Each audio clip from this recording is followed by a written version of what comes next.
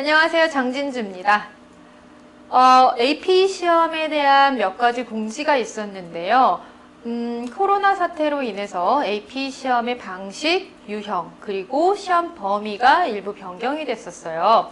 그런데 우리는 어떤 부분이 들어가고 안 들어가는지가 제일 관건이라 아주 자세히 살펴볼 필요가 있습니다.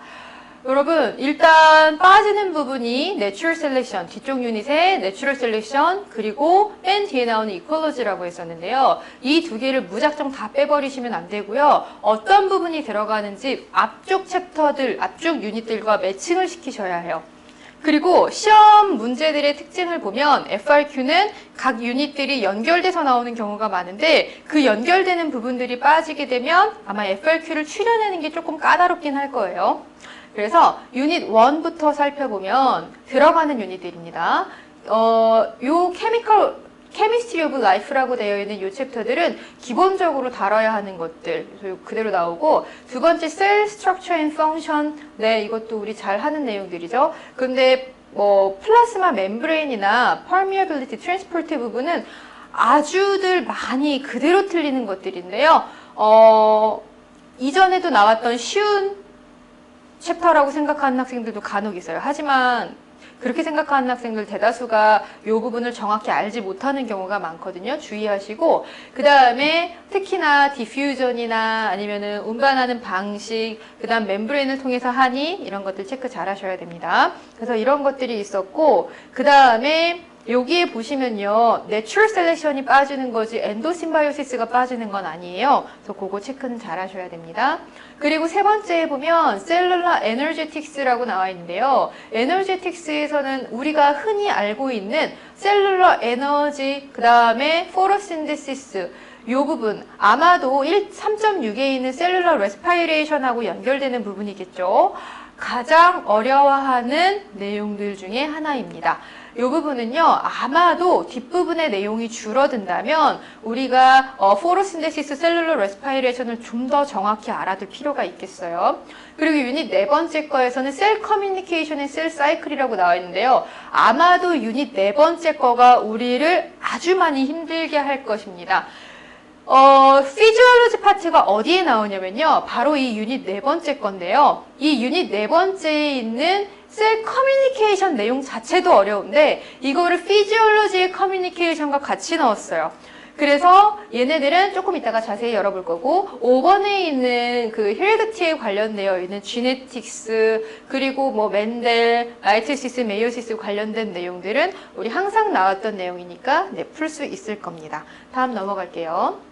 여섯 번째는요, Gene Expression and Regulation이라고 되어 있는데요. 네, 항상 많이 나오죠. Transcription, Translation, 그리고 Regulation 하면은 아마도 유캐리엇, 프로캐리엇을 구분해서 하는 문제들일 거예요. 하고 나서 쭉 이 내용들은 그대로 나오고, 바이오 테크놀로지는 실험을 많이 다루는 내용이었죠. 그래서 이것도 여전히 출제가 됩니다.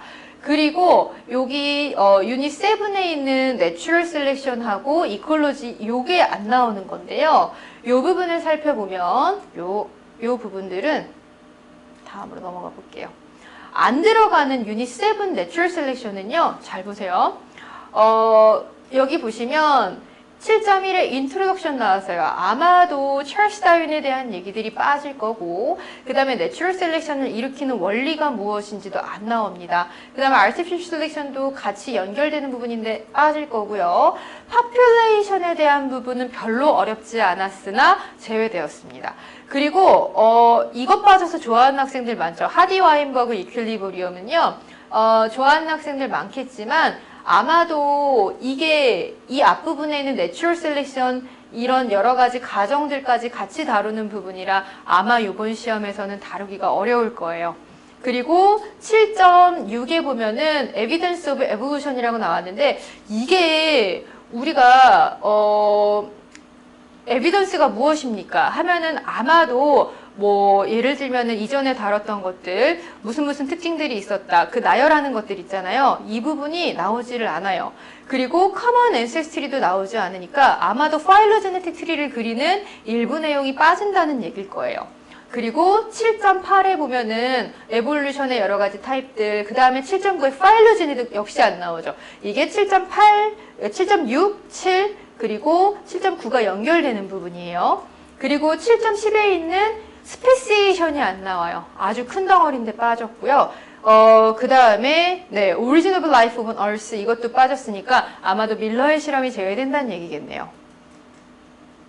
그리고 이콜로지인데요. 여러분, 이콜로지에서는 그리 어려운 내용은 없었으나 아마도 이콜로지를 FRQ로 쓰진 않아도 되니 앞부분부터 공부하다가 뒷부분에 가서 이콜로지까지 해야 돼 하고 덮는 학생들은 되게 좋아하겠네요. 네, 여기엔 나오지 않습니다. 일단은 제외되는 부분들을 살펴봤는데 이 AP 바이오에서는요, 다른 과목들이랑 다르게 논란의 여지가 되게 많은 부분이에요. 뭐가 있냐면 유닛 네 번째 건데 제가 문자 카톡을 엄청 많이 받는 그 내용이 뭐냐면 쌤, 피지올로지 들어가요? 네, 들어갑니다. 안 들어가면 좋겠는데 들어가요. 왜냐면 많은 학교들에서 다루질 않거든요. 이 유닛 네 번째 걸 보면요. 셀 커뮤니케이션은 서로 어떻게 연결해서 그 다음에 신호를 주고받는지를 찾아보는 문제라 여기까지는 이전에 나왔던 부분들이에요.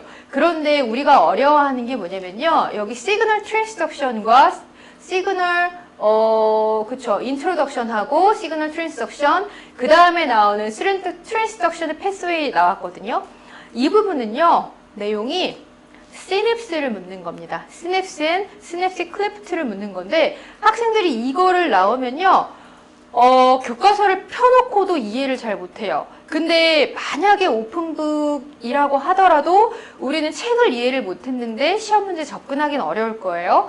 그래서 이 부분은요. 시험 문제에 나오니까 여러분들 캠벨 책 갖고 있죠. 열어서 그 nerve 시스템에서 시냅스에 대한 설명들을 아주 자세히 파란 글씨로 표현이 돼 있을 텐데 꼭 읽어보시기 바랍니다. 그리고 피드백 안 나오고요.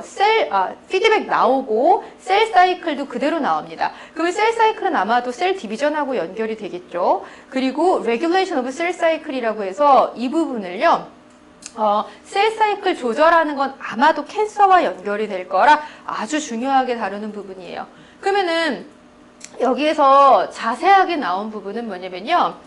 이뮨셀 인터랙트라고 나와 있는데 이뮨 시스템 나온다는 뜻이고요. 모든 이뮨 시스템이 아니라 특정 부분만 나오는 거예요. 근데 이거는 기존의 MCQ 문제들에서도 다뤘던 거라 셀 리커그니션을 물어보는 내용이기도 합니다. 그리고 헬퍼틱 셀, TH 셀, 그 다음에 TC 셀 같은 것들도 그대로 다 나와서 이거 보셔야 되고 플라즈모데스마타는요. 플랜트에서의 연결 통로였는데 이게 애니멀에서는 갭정션하고 연결됐었어요. 이것도 잘 보셔야 되고 그 다음에 이게 어려운 부분이죠. 자, 뉴로트랜스미터 맨날 틀리는 부분입니다. 하기 싫어도 요번에는 이게 좀 중요하게 다뤄질 테니까 한번 살펴보시고 플란트 이뮨 리스폰스 네 이거는 문제 나오면 쓰시면 되는데 얘를 보시려면요. 기출문제에 많이 다루지 않았을 거라서 얘는 여러분들이 FRQ 예전 것까지 꼭 찾아보셔야 돼요.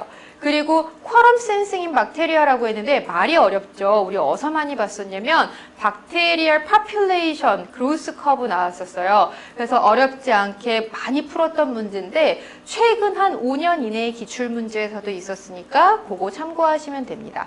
그 다음에 우리가 진짜 어려워하는 부분이 뭐냐면 몰포제네시스인 엠브리오닉 디벨롭먼트라고 했는데요.